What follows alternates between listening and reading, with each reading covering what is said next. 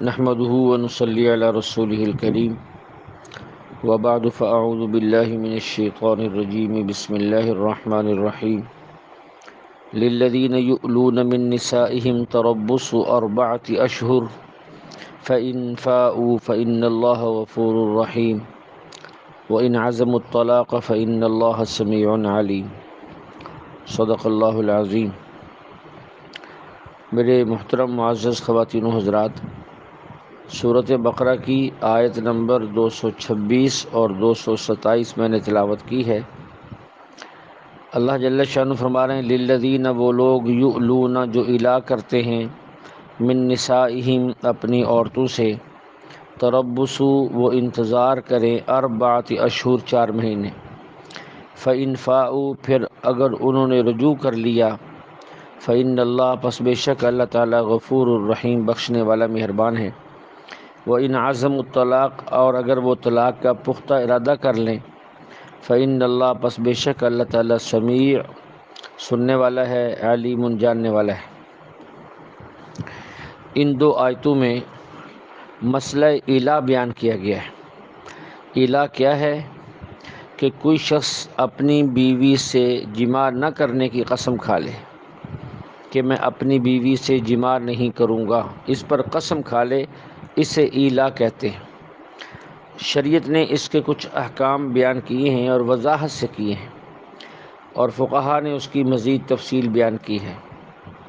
Number 1، اگر کسی شخص نے یوں قسم اٹھائی کہ وہ اپنی بیوی سے جماع نہیں کرے گا، لیکن کوئی مدت نہیں مقرر کی کہ 2 دن، 4 دن، مہینہ، 2 مہینے، کوئی مدت مقرر نہیں کی۔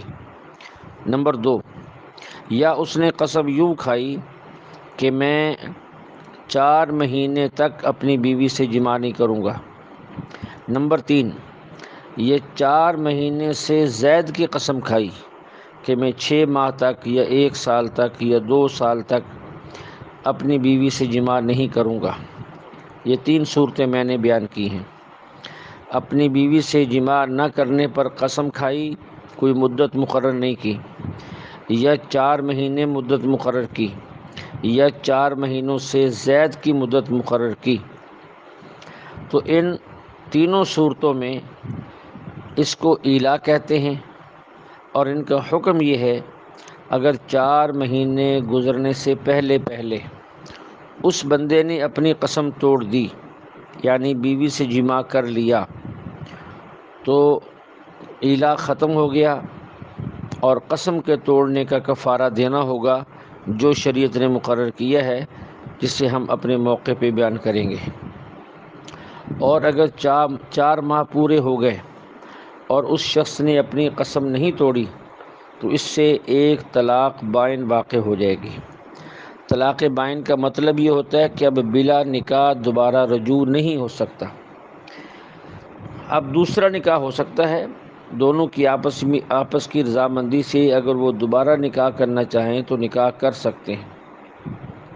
لیکن چوتھی صورت یہ ہے کہ اس نے بیوی سے جماع نہ کرنے کی قسم تو کھائی ہے، لیکن مدت 4 مہینے سے کم مقرر کی، 1 مہینہ، 1.5 مہینہ، 2 مہینے، 3 مہینے، 4 ماہ سے کم کی مدت مقرر کی، تو اس کا حکم یہ ہے اگر اس شخص نے مدت مقررہ سے پہلے بیوی سے جماع کر لیا تو قسم کے توڑنے کا کفارہ دے گا، اور اگر جو مدت مقرر کی تھی وہ اس پر پکا رہا، بیوی کے پاس نہیں گیا، تو اس کی قسم پوری ہو گئی لیکن ایلا بھی نہیں ہوا۔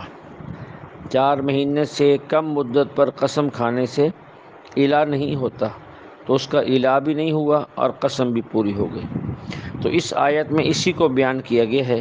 یؤلون، یہ ایلا سے ہے کہ جو لوگ اپنی بیویوں کے پاس نہ جانے کی قسم کھا لیں تو پھر وہ 4 مہینے انتظار کریں۔ اب اگر کسی شخص نے قسم کھا لی ہے، اب وہ اس سے رجوع کرنا چاہتا ہے، یعنی 4 مہینے پورے ہونے سے پہلے وہ اس کو رجوع کرنا چاہتا ہے، تو اس کے 2 طریقے ہیں۔ نمبر 1، رجوع بالعمل، کہ وہ اپنی قسم کو توڑنا چاہتا ہے تو بیوی سے جماع کرے، اس کے بغیر رجوع نہیں ہوگا۔ نمبر 2، دوسری صورت یہ ہے کہ وہ کسی مجبوری کی وجہ سے بیوی سے جماع نہیں کر سکتا، مثلا وہ بیمار ہے یا یہ بیمار ہے یا کسی بھی وجہ سے وہ جماع پر قادر نہیں ہے، تو پھر زبان سے رجوع کر لے کہ میں رجوع کرتا ہوں، فئت الیہا، میں رجوع کرتا ہوں، تب بھی رجوع ہو جائے گا۔ لیکن یہ زبان سے رجوع کرنا مشروط ہے اس بات کے ساتھ، اگر 4 مہینے پورے ہونے سے پہلے ان کا وہ عذر ختم ہو گیا جس کی وجہ سے اس نے زبان سے رجوع کیا تھا، تو اب اس پر لازم ہے کہ پھر عمل سے رجوع کرے، یعنی جماع کرے۔ اگر نہیں کرے گا تو 4 مہینے گزرنے کے بعد حسب قانون پھر طلاق بائن واقع ہو جائے گی۔ دوسرا مسئلہ یہاں یہ سمجھیں، اگر کسی نے قسم کھائی تھی کہ میں کبھی بھی اس سے جماع نہیں کروں گا، کبھی بھی، اور 4 مہینے تک جماع نہیں کیا، تو اس عورت کو 1 طلاق بائن واقع ہو گئی، لیکن قسم اس کے ذمہ باقی ہے۔ پھر اس نے دوبارہ نکاح کر لیا، اب چونکہ قسم باقی ہے، اب اگر اس نے دوسرے نکاح کے بعد 4 مہینے کے اندر جماع کر لیا تو قسم ٹوٹ جائے گی، کفارہ دے گا۔ اور اگر اس نے 4 مہینے کے اندر جماع نہیں کیا تو 4 مہینے گزرنے پر پھر بیوی کو طلاق بائن واقع ہو جائے گی اور اس کی قسم پھر باقی ہے۔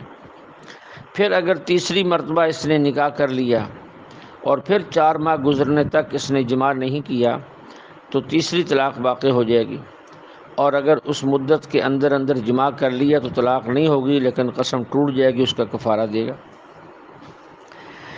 تیسری بات یہ بھی سمجھیں، یہ جو 4 ماہ کا ذکر قرآن میں آیا ہے، 4 اشہر، یہ گنتی چاند کے حساب سے شمار ہوگی، سورج یعنی شمسی مہینوں کا اعتبار اس میں نہیں ہوگا۔ اب اس کے بعد وہ بات عرض کرنا چاہتا ہوں کہ یہ حکم آیا کیوں ہے۔